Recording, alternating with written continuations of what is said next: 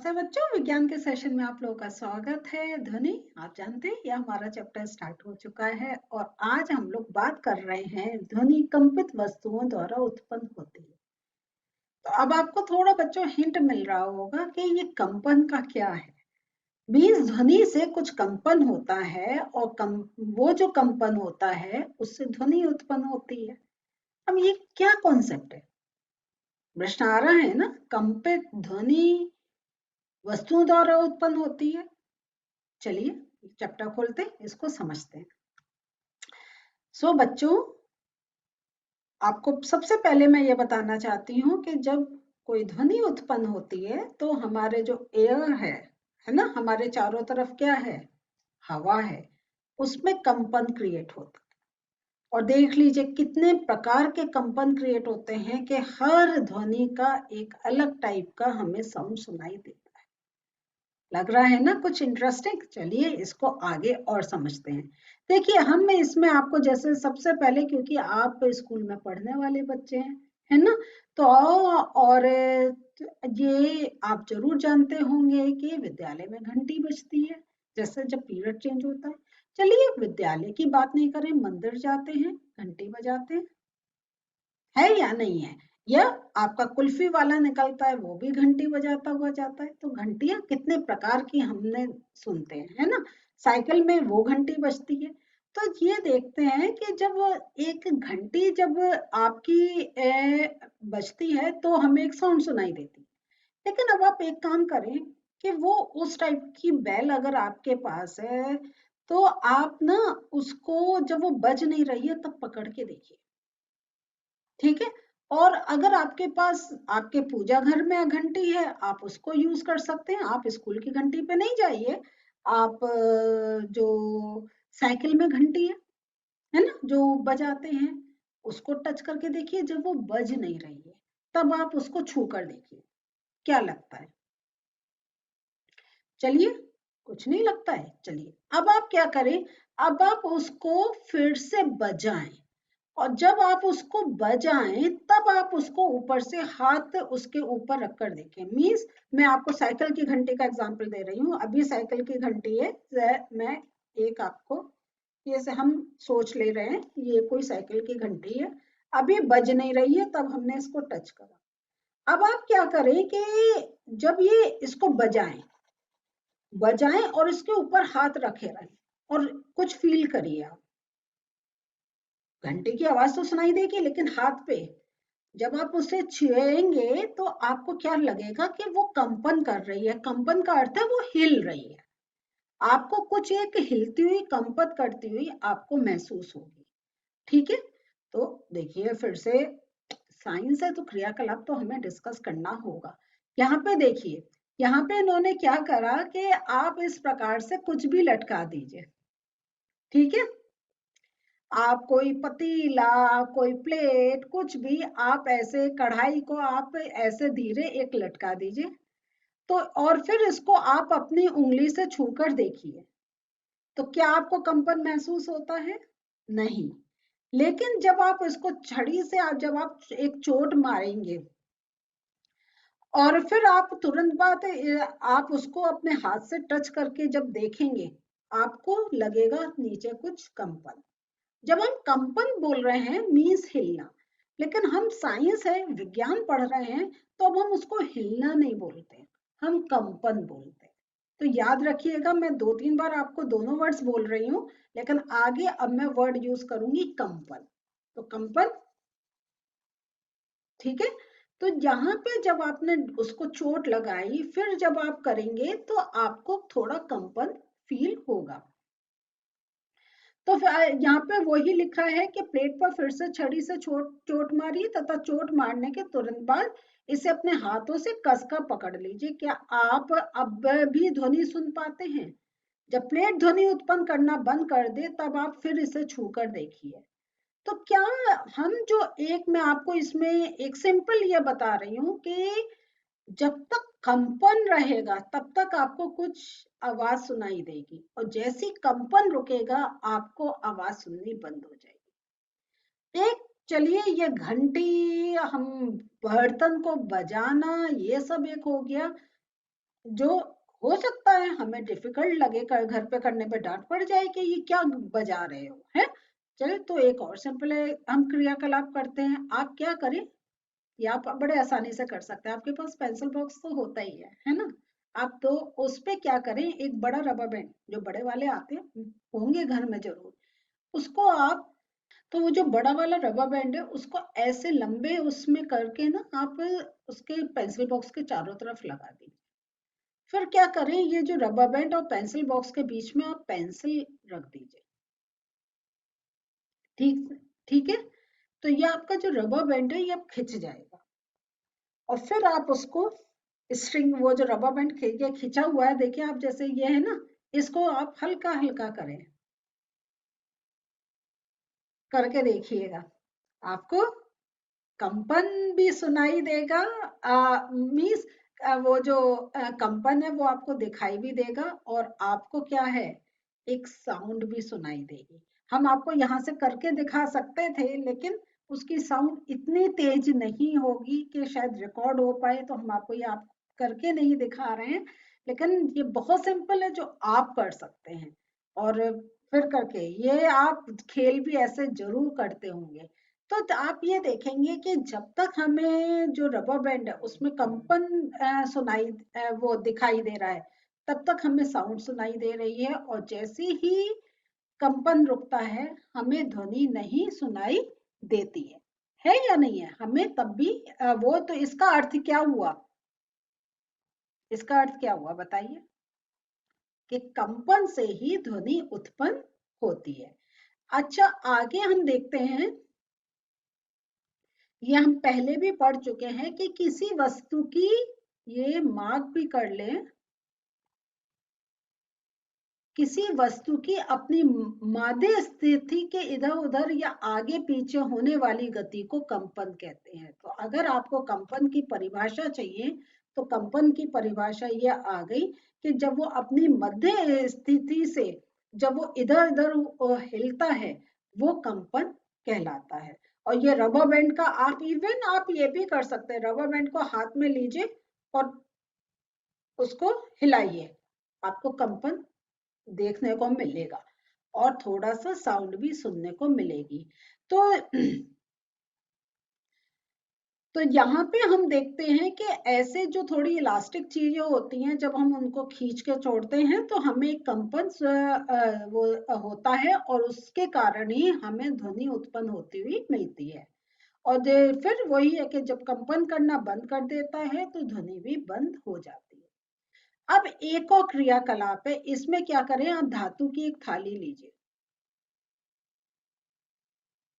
ये तो काम जरूर करा होगा कि घर पे जब खाने का वेट करते हैं तो प्लेट को चम्मच से बजाते हैं, तो यही आपका है कि इसमें कुछ जल, अब इसमें देखिए थोड़ा सा वो कह रहे हैं कि इसमें कुछ आप जल डाल दीजिए, तो ऐसा कुछ गड्ढे वाली प्लेट लीजिए और जल डालिए, एक चम्मच से इसके किनारे पर आप थोड़ा सा उसको टच करें, मीन्स थोड़ा सा उसकी साउंड क्रिएट करें, तो आप क्या होता है, आपको ध्वनि सुनाई देती है।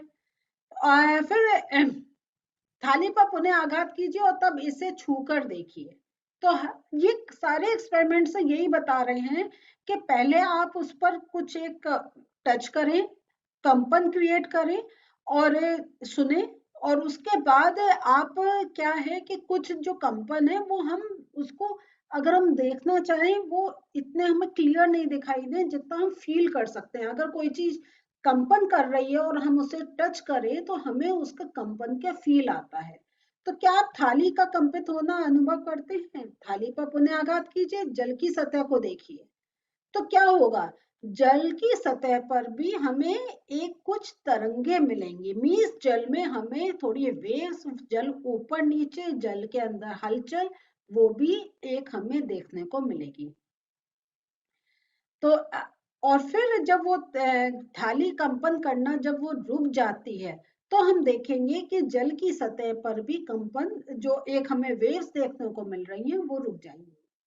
तो यहाँ है कि इसका अर्थ है कि जब ये, अगर हम देखें तो एक हमें रिलेशन मिल रहा है कि जब हमने थाली में जल भरा और थाली में जब हमने कंपन क्रिएट करा, तो कंपन क्या है, वो पानी तक चला गया, है ना। नहीं तो अगर खाली वो अगर ट्रांसफर नहीं होता जल के ऊपर, तो जल में हमें लहर नहीं देखने को मिलती, हमें बस एक जो वाइब्रेशन था, जो एक कंपन था, वो हमें प्लेट में ही फील होता।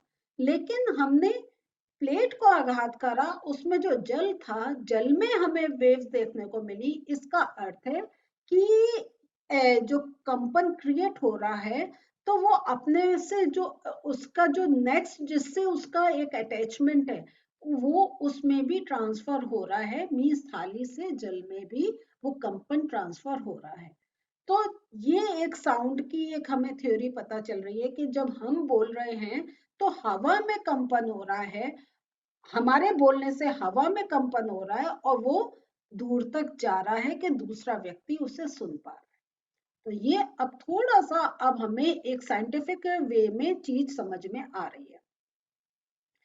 तो यहाँ देखते हैं, इस प्रकार हमने क्या देखा कि कंपायमान वस्तुएं ध्वनि उत्पन्न करती हैं, और कुछ स्थितियों में हमें कंपन बड़े आसानी से देखने को दिखाई देते हैं, लेकिन अधिकांश स्थितियों में क्या होता है, हमें कंपन नहीं देखने को मिलते हैं।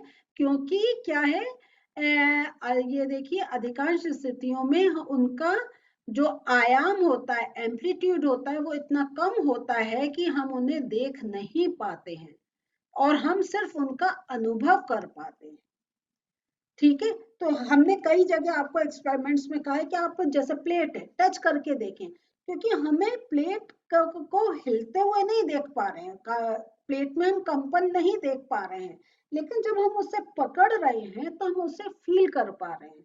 तो इसका अर्थ है जो आयाम है, जो जब एक कोई आपका जो एक ध्वनि क्रिएट हो रही है, उसका जो अगर आयाम एक कम है, एम्पलीट्यूड इसको कहते हैं, तो आयाम मीन्स उसका जो वेव्स है वो कम है, वो बहुत ऊपर नहीं है, वो उनका वो क्या हो रहा है, वो देखें, जब कंपन हो रहा है तो कभी कभी तो कंपन ऐसे ये बड़ा हो रहा है तो हम देख पा रहे हैं। लेकिन अगर कभी कंपन उसका आया, ये आयाम कितना ऊंचाई पे जा रहा है, अगर हल्का हल्का है तो हम नहीं देख पाते हैं।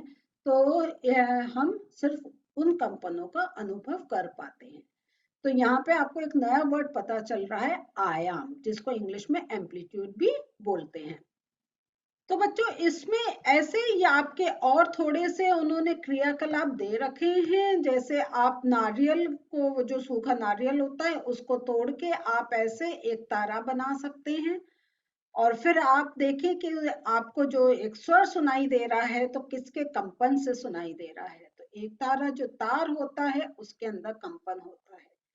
फिर इस प्रकार आप देखें कि ये हमारा जैसे विभिन्न वाद्य यंत्र होते हैं, जैसे मंजीरा है, आपका घटम तथा नूट, ये मिट्टी के बर्तन से आवाज निकालते हैं। तो ये विभिन्न वाद्य यंत्र होते हैं, और इनमें हम देखते हैं कि एक उनमें से स्वर उत्पन्न होता है, और वो सारे स्वर डिफरेंट होते हैं, क्योंकि वो जहाँ जिस एरिया में कंपन हो रहा है उसकी वजह से हमें जो स्वर है वो डिफरेंट सुनाई देते हैं। तो जैसे अगर हम मिट्टी का बर्तन बजा रहे हैं तो इसका ये सरफेस, जो अंदर उसकी जो एयर निकल रही है वो कंपन से निकल रही है। मंजीरा है तो इसके जो अगर कहीं कंपन इसके इस पार्ट पर हो रहा है, तब हमें अलग ध्वनि सुनाई दे रही है। तो इस प्रकार आप देखें कि जितने हमारे वाद्य यंत्र हैं, जैसे तबला है उसकी तानत, झिल्ली, बांसुरी में जो अंदर उसके वायु स्तंभ होते हैं, वो तो ये डिफरेंट उसके वाद्य यंत्रों के पार्ट्स हैं जहाँ पे कंपन हो रहा है, और उस कंपन से एक ध्वनि उत्पन्न हो रही है। तो जैसे यहाँ पे आपको 3 के नाम दे रखे हैं, आप और सोच के यहाँ पे नाम ऐड करिए, और सोचिए कि ध्वनि उत्पन्न करने वाला कंपन भाग क्या है। जैसे अगर हम गिटार की बात करें तो गिटार में क्या होता है, स्ट्रिंग्स होते हैं, है ना। तो उसमें भी आप देखेंगे कि वो जो तो उसकी तारे एक खिंची हुई हैं, तो वो जब वाइब्रेट हो रही हैं, और वो कोई मोटी तार है, कोई पतली तार है, कभी 2 तार एक साथ हम उसको लेकर जा रहे हैं, तो अलग अलग प्रकार के कंपन दे रहे हैं, तो हमें अलग अलग धुन सुनने को मिलती है। आपको यहाँ पे कह रहे हैं कि आप क्या करें कि ऐसे आप एक जल तरंग बना सकते हैं। तो इसमें क्या है, आप एक बर्तन लेते हैं जिसमें आपका जल भरा होता है, और जल की जो आपकी देखिए ना, किसी में बहुत कम होता है, किसी में थोड़ा ज्यादा होता है, अलग अलग क्वांटिटी जल की होती है। और फिर जब आप उसे बजाते हैं तो आपको अलग अलग धुन सुनने को मिलती है। तो वो क्या है कि आपकी जल कितनी उसकी क्वांटिटी है, उसमें कितनी तरंगे उत्पन्न हो रही हैं, उससे हमें एक म्यूजिक सुनने को मिलता है। तो ऐसे अगर हम देखें, विभिन्न हमारे वाद्य यंत्र हैं जिससे हम विभिन्न प्रकार के जो हमारे जो ध्वनियां हैं वो सुनने को मिलती हैं। तो यहाँ पे आपको ये भी कह रहे हैं कि जब हम किसी वाद्य यंत्र जैसे सितार के तार को कर्षित करते हैं तो हमें केवल तार की ही ध्वनि सुनाई नहीं देती, वास्तव में संपूर्ण यंत्र कंपन करता है, और इस पूरे यंत्र के कंपन से उत्पन्न ध्वनि को हम सुनते हैं।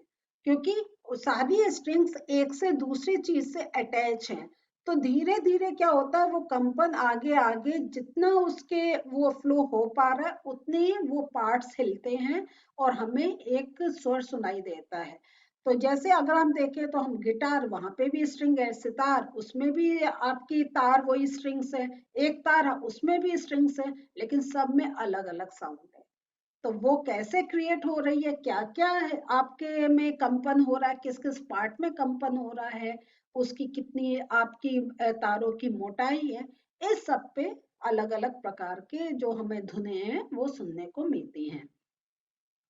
तो यहाँ पे वही कह रहे हैं कि इसी प्रकार जब हम किसी मृदंगम की झिल्ली पर आघात करते हैं तो हम केवल झिल्ली की आवाज ही नहीं सुनते, बल्कि संपूर्ण जो यंत्र होता है वो कंपित कर होता है। तो एक चीज जो पता चल रही है, कंपन से ही हमें कोई एक ध्वनि बनती है। तो आज जो पढ़ा इसके नोट्स देख लेते हैं।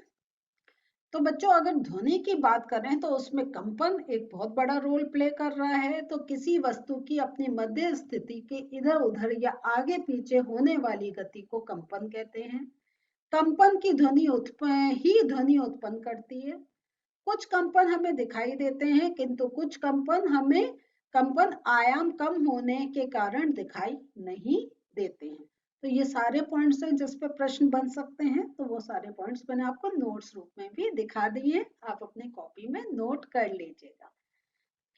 तो बच्चों, आज हम लोगों ने देखा कि किस प्रकार हम जो एक ध्वनि उत्पन्न हो रही है, तो कोई एक वस्तु है, कोई एक पार्ट है जो एक कंपन कर रहा है, और उस कंपन की ही वजह की कारण ही वो स्पेशल एक ध्वनि उत्पन्न हो रही है। तो अब हमें देखना है कि जब हम बोल रहे हैं तो किस प्रकार हमारा इसका अर्थ है। क्योंकि हम बस हवा से ही सब मिले हुए हैं, तो हवा में किस प्रकार कंपन हो रहा है कि ध्वनि उत्पन्न हो रही है। तो चलिए, जैसे जैसे चैप्टर में आगे चलेंगे नई नई चीजें समझते जाएंगे। मिलते हैं नेक्स्ट सेशन में। बाय।